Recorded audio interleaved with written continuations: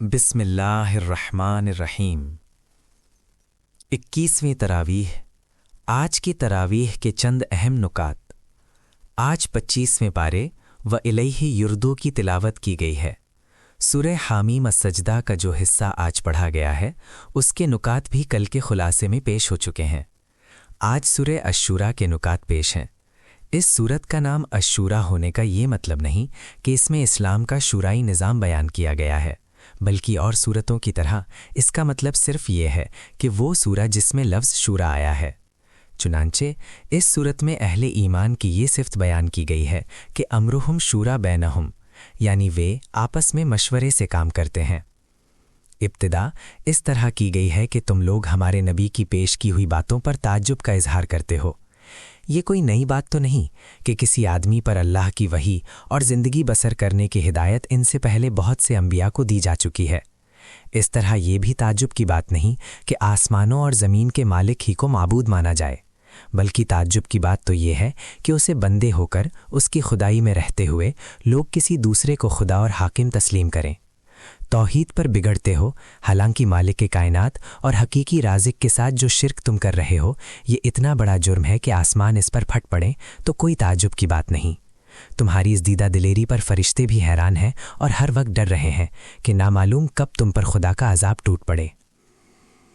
اس کے بعد بتایا گیا کہ نبی صلی اللہ علیہ وسلم کا کام صرف غافل لوگوں کو خبردار کرنا اور بھٹکے ہوئے لوگوں کو راستہ دکھانا ہے۔ اس کی بات نہ ماننے والوں کا محاسبہ کرنا اور انہیں عذاب دینا یا نہ دینا یہ کام اللہ کا ہے۔ اس کا کام اس طرح کے دعوے کرنا نہیں ہے جس طرح کے دعوے تمہارے بناوٹی مذہبی پیشوا کیا کرتے ہیں کہ جو ان کی بات نہ مانے گا وہ اسے بھسم کر دیں گے۔ یاد رکھو نبی صلی اللہ علیہ وسلم تمہاری خیر خواہی کے لیے آئے ہیں اور اس لیے تمہیں بار بار خبردار کر رہے ہیں اور تمہاری ساری باتوں کو برداشت کر رہے ہیں۔ پھر اس مسئلے کی حقیقت سمجھائی کہ اللہ نے سارے انسانوں کو پیدائشی طور پر سیدھی راہ پر کیوں نہیں لگا دیا اور ان میں یہ اختلاف کیوں گوارا کر رہا ہے۔ اس کا سبب یہ بتایا گیا کہ اسی اختلاف کے سبب تو اس بات کا امکان پیدا ہوا ہے کہ انسان اللہ کی اس خاص رحمت کو پا سکے جو دوسری مخلوق کے حصے میں نہیں آئی۔ جو انسان جانوروں کی طرح جبلت سے مجبور ہو کر نہیں بلکہ اپنے شعور اور اختیار سے اللہ کو اپنا ولی اور کارساز تسلیم کرے، اللہ اسے حسن عمل کی توفیق دے کر رحمت خاص میں داخل کر لیتا ہے، اور جو انسان اپنے اختیار کو غلط استعمال کر کے ان کو ولی اور مددگار بناتا ہے جو حقیقت میں ولی اور مددگار نہیں ہے اور نہ ہو سکتے ہیں، تو وہ اللہ کی رحمت سے محروم ہو جاتے ہیں۔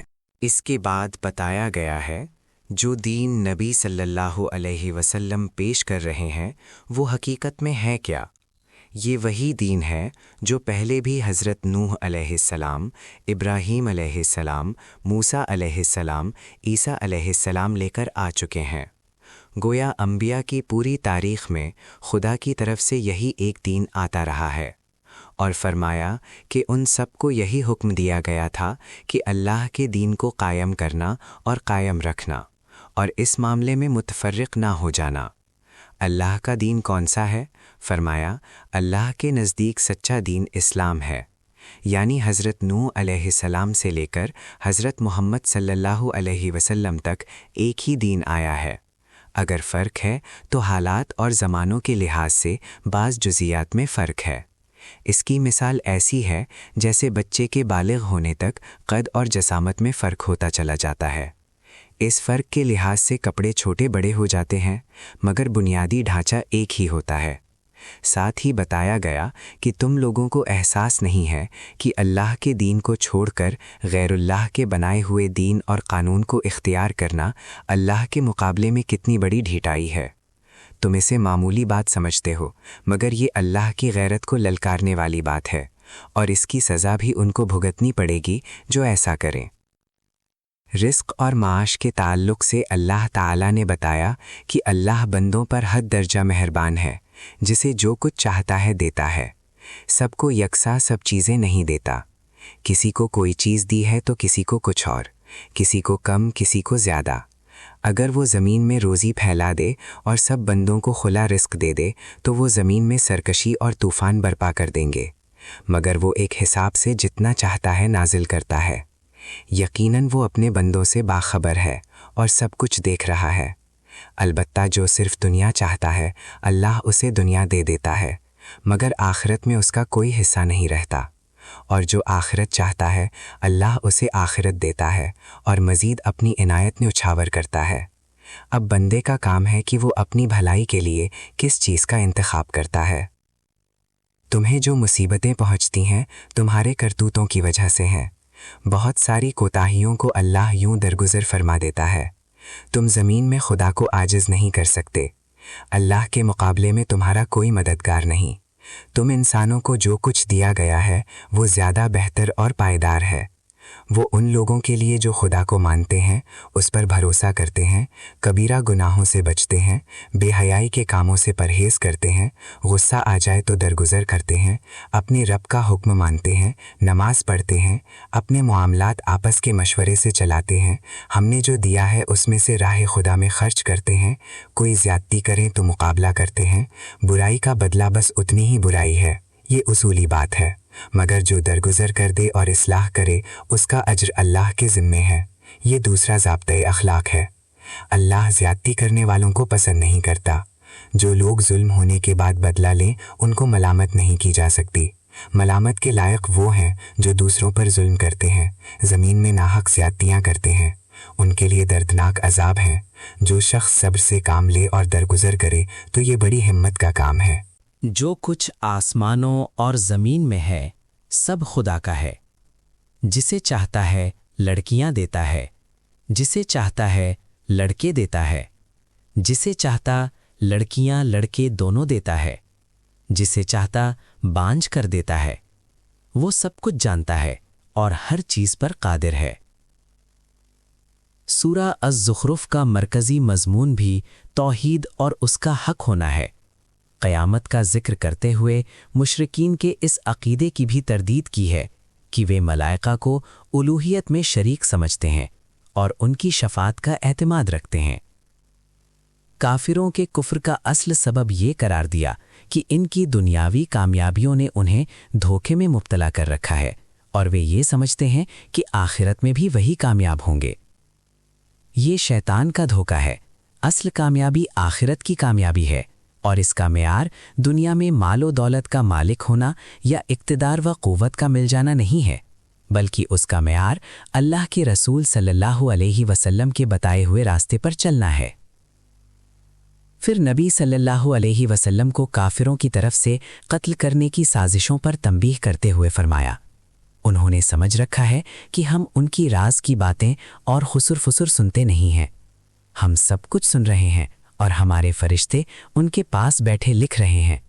انہیں ان کے حال پر چھوڑ دیجئے اور کہہ دیجئے سلام ہے تمہیں، ان قریب معلوم ہو جائے گا کہ اللہ کیا کرنے والا ہے۔